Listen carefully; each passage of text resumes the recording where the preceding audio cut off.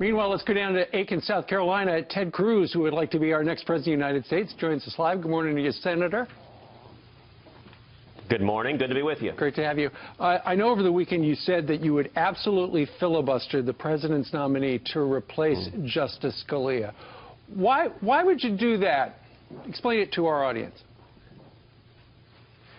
Well, listen, Justice Scalia's passing really underscores the stakes of what this election are all about.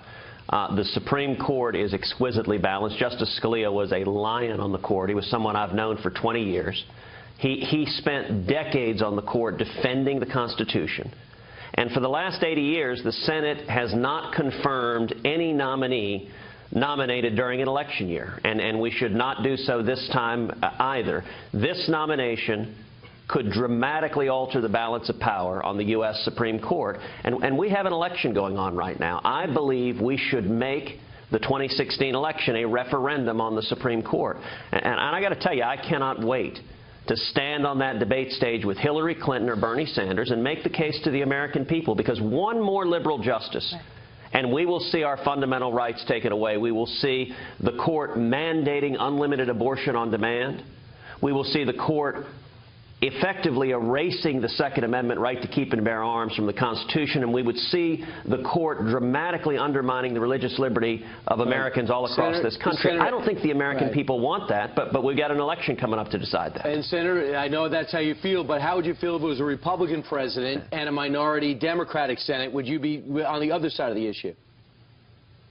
Well, that was actually the position of the Democrats. Chuck Schumer had that position when it was a Republican president. Actually, he said the last 18 months of George W. Bush's tenure, they shouldn't confirm any Supreme Court justices. So that's been what the Democrats do. We have an election. This election is coming up in November, just a few months from now. This election will decide it. And you know, I called for the Senate not to take up this confirmation. I was very pleased to see Republican leadership following what I called for and saying we're not going to take it up. That's the right thing to do, and it's the respect that the American people are owed. You know, when it comes to what is at stake in this election, very little compares to preserving our constitutional rights, our religious liberty, our Second Amendment. And I'll tell you, I think that was one of the things in the debate we had this weekend that really has changed the dynamic of the Republican presidential race, is that people are realizing we need to nominate someone who we can trust to pick strong, principled constitutionalists to the court, because if we don't do it, we'll lose our basic rights. Senator Cruz, and your principles have actually been attacked by some of the other GOP candidates, Senator Marco Rubio in particular. I want to get your response to this exchange during the debate. Listen. We've got a soundbite. Marco went on Univision in Spanish and said he would not rescind President Obama's illegal executive amnesty on his first day in office. I have promised to rescind every single illegal executive action, including that one. I don't know how he knows what I said on Univision, because he doesn't speak Spanish. And second of all, the other point that I would make... Marco, si quieres, díselo ahora mismo, díselo ahora. En español, si quieres. And there you went and showed that you do know how to speak Spanish. But he also, on Fox News Sunday, Senator Rubio said he lied about his position on marriage and Planned Parenthood, and we all saw what he did to Dr. Ben Carson. Your response? Well, listen, you know, I mean, it really is an amazing thing that both Marco Rubio and Donald Trump, whenever anyone points to their actual record, they have this strange practice of just screaming liar. If you look at what I said there, every word I said was true and factual and accurate. I pointed out that Marco Rubio in Florida supported and voted for in-state tuition for illegal aliens. That is true. That's a fact. He doesn't like that fact, but it is a fact.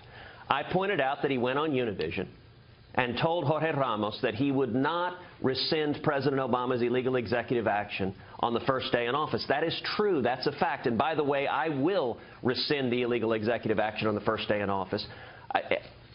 As I observed in the debate, Marco Rubio's position right now today is that we should grant citizenship to all 12 million people here illegally. That is his position today. That's true, and it's a fact. And he said it from the debate stage just a couple of debates ago.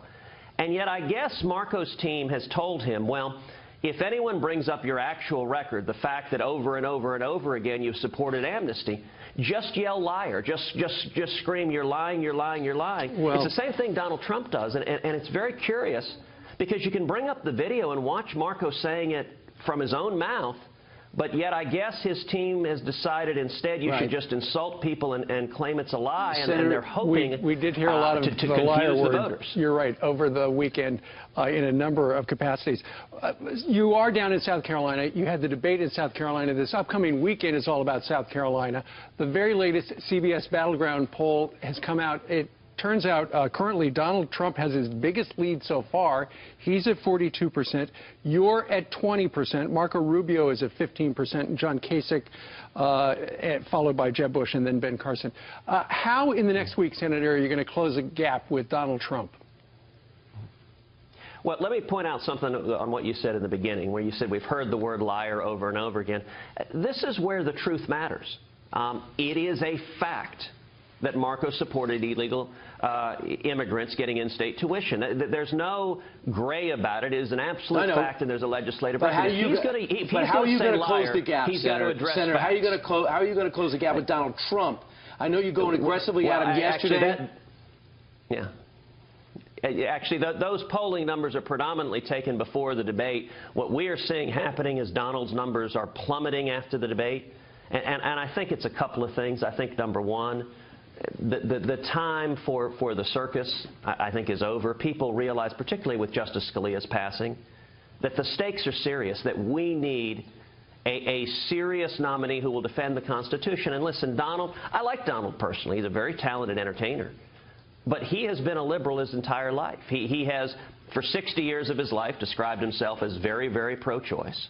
He has supported partial birth abortion. Even on the stage, this weekend, he supported taxpayer funding for Planned Parenthood. He called me a liar when I said it. And he says his transformation is akin to Ronald Reagan's. And from this... But the difference is Ronald Reagan became a conservative. Donald Trump has never become a conservative. And you know why we know that Donald would appoint liberals to the U.S. Supreme Court?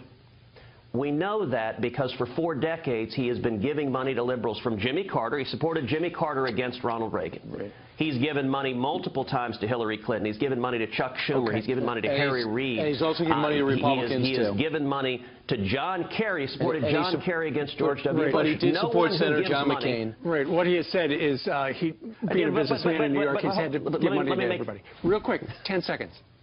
But hold on. Let me finish this point. Anyone that writes checks to John Kerry and Chuck Schumer and Harry Reid does not care about putting conservative justices on the court, because those individuals fought tooth and nail to prevent conservative justices, and we are one justice away from losing the Second Amendment. If you vote for Donald Trump, we will see the Second Amendment written out of the Constitution because one liberal justice will do that. Gotcha. Senator and we will also see Senator Ted Cruz, thanks so much. Thanks so much. I know how busy you are. I know every moment counts. Sleep takes a back seat. So thanks so much for getting up with us this morning. And I look forward to an exciting finish in the next 5 days. Yep, we appreciate it. Thank you very much. God bless. Enjoy South Carolina.